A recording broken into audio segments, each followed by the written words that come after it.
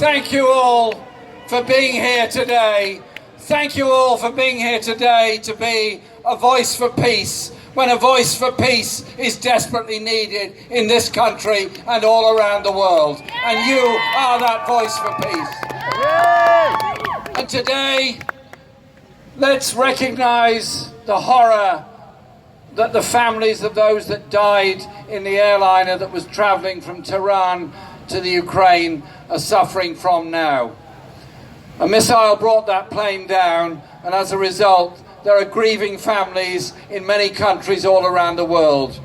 Let's be clear, there can be no excuses here. This is an appalling act and part of a whole pattern of appalling acts all across the region. Let's send our sympathies and support to all of those families and all of the victims of that terrible disaster that happened outside Tehran a few days ago. But let's also recognize that that event and the events of the last few days and weeks have consequences. When big powers act illegally, when people step outside the norms of international law, there are consequences. There's no excuse for shooting down an airliner. There's no excuse for a targeted assassination by one state against another. All this does is sets off a spiral of violence and danger that will lead us to yet more wars in the future. And so our message here today, here from Trafalgar Square, is that we want in this country to be an influence for peace and a force for peace around the world. I would want a British government's approach to this to be not to immediately side with the United States, whatever the questions put before them, not to put ourselves into hock to President Trump because of a trade deal that the British government wants to do with them, but to stand up for international law, for peace and for justice all around the world. I would also want that British government to have at its fundamentals, at its centre point, human rights, peace, justice and democracy all around the world. If you want to be taken seriously on challenging human rights abuses in whatever country they occur, you have to be prepared to raise your concerns with every country, whoever they are and however powerful they might be. Otherwise, your credibility is seriously reduced as a result of it. And so the role of the British government ought to be to do all of those things. But sadly, I don't see any signs of that whatsoever from Prime Minister Johnson, who tried to hide away from any questions about Iran in Parliament this week and continues to offer unconditional support to President Trump and whatever else he does. The background to the deterioration in relations between Iran and other countries in the region, the background to the increase in American and other military presence in the region has to be the consequences of Trump's decision to try to tear up the Iran nuclear deal, which was one that people worked very hard to achieve in order to reduce tensions in the region and end the sanctions policy against Iran, notwithstanding concerns about human rights in Iran or the continued imprisonment of Nazanin Zaghari-Ratcliffe, who should be released, and that should be a message we should give. And so I hope the world will pause for one moment and recognize that one assassination has already happened and the disaster that's brought. An airline has been brought down, and that has led to grieving families all around. Surely now is the time to stop, take stock of the situation, resume serious talks and negotiations between Iran and the other nations of the region, and stop the pumping of British arms into Saudi Arabia and every other conflict within the region.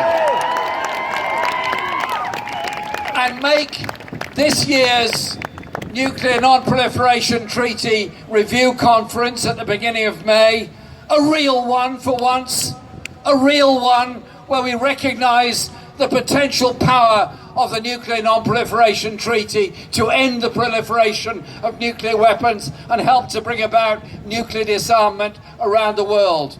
Use that opportunity to renew the Iranian deal, to bring about a conference to end weapons of mass destruction all across the Middle Eastern region and help to bring peace, justice and human rights to all the peoples of that area of the world. We cannot go on just being bystanders and observers of conflict after conflict, with millions of people at risk, tens of thousands dying as a result of these conflicts, and millions more living out their lives as refugees in camps all across the region. And the spread of terrorism as a result of the abuse of human rights, and terrorism as a result of the desperation of so many people. Our coalition, the Stop the War Coalition, was founded in 2001 in this very square, on the aftermath of the invasion of Afghanistan after 9/11. We grew very fast, and we held that massive rally 17 years ago in Hyde Park to protest against the proposed, and sadly what happened, bombing of Iraq and the consequence of that war. Many of us on this platform today spoke there on that fateful day of February the 15th, 2003. And we said then, the consequences of a war, a consequence of a war in Iraq are incalculable. It will lead to the wars of tomorrow. It will lead to the terrorism of tomorrow. It will lead to the ruination of people's lives of tomorrow. And it will lead to the refugee flows of tomorrow. Sadly, you look at what's happened all across the region, you look at the consequences in Libya, you look at the refugee camps overflowing with brilliant, wonderful, intelligent, but desperate people wanting to make their lives and their contribution to the rest of the world. There is no road to peace that is led by bombing. There is no road to peace that's led by feeding arms into a region that's already overflowing with arms. The only road to peace is one that recognises the cause of the conflict and brings about a solution to those causes to that conflict, that de-escalates and dials down the tension, that dials down the arms race, that upscales the race for human rights and justice. Our message today here in Trafalgar Square is we want a British government that will follow those principles, that will take those principles to the UN, that will take those principles at the centre of its foreign policy, and will not lead us into yet another desperate war promoted by yet another United States president with half an eye to populism and another eye towards future trade deals and all the dangers that that brings. The only way forward is one of peace. The only way forward is our voice as ordinary people and ordinary citizens here, not just in Trafalgar Square, but all around, who want to live in a world of peace where we challenge the real threats of poverty, of inequality, injustice, and of climate change, and put our energies towards creating a safer world where there is a sharing of the wealth of the world and a safety of the future. Not one conflict after another, where the body bags come home in order to promote another conflict that yet more body bags can come home. Forever, our cause is the cause and the search for peace. Thank you all for being here today.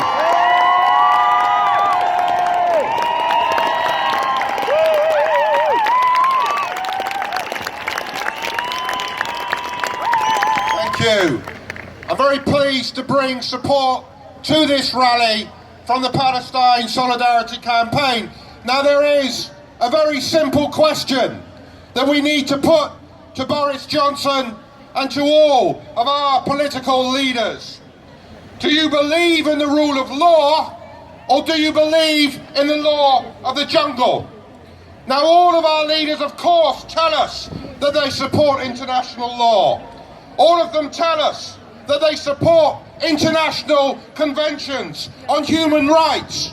But the hard truth, the hard reality is that if you believe in the rule of law, then you cannot pick and choose when you apply it and when you do not apply it. You cannot decry and condemn the violation of international law by those you call enemies, but support your own violations and those of those you choose to call allies.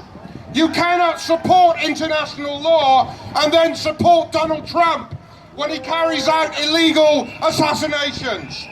You cannot say you support international law and fail to condemn Donald Trump when he threatens to commit war crimes by bombing Iranian cultural sites. And you cannot say that you support international law and then to continue to support Israel financially, politically and diplomatically when it builds illegal settlements, when it assassinates Palestinian leaders, when it drops bombs on Palestinian citizens and when it shoots dead unarmed Palestinian demonstrators. When we condemn ISIS or the Iranian regime, it cannot be because they challenge Western military or political interests or because they are of a different religion or a different skin colour. We should condemn them because they violate human rights and core democratic values and freedoms. But we lose the moral basis for doing that. We lose the moral basis for doing that when we too violate these core values and abandon the rule of law. And it is not unpatriotic to condemn your government when it acts illegally or immorally. To be patriotic means you love your country, not because it is your country by an accident of birth. It means you love your country when it embodies the right values, when it stands strong for the right principles, when it acts as a force for good in the world. This is not an unpatriotic movement. It is a movement that seeks to hold our leaders to the best of our values, not because they are British values, but because they are universal values. So we stand here today strong to say no to war on Iran, no to war on Iraq, no to Israel's oppression of the Palestinian people, yes to freedom, yes to justice, yes to equality, and yes to an international order founded on those principles. Free, free, Palestine! Free, free, Palestine! Free, free! Palestine! Free, free! Thank you very much indeed.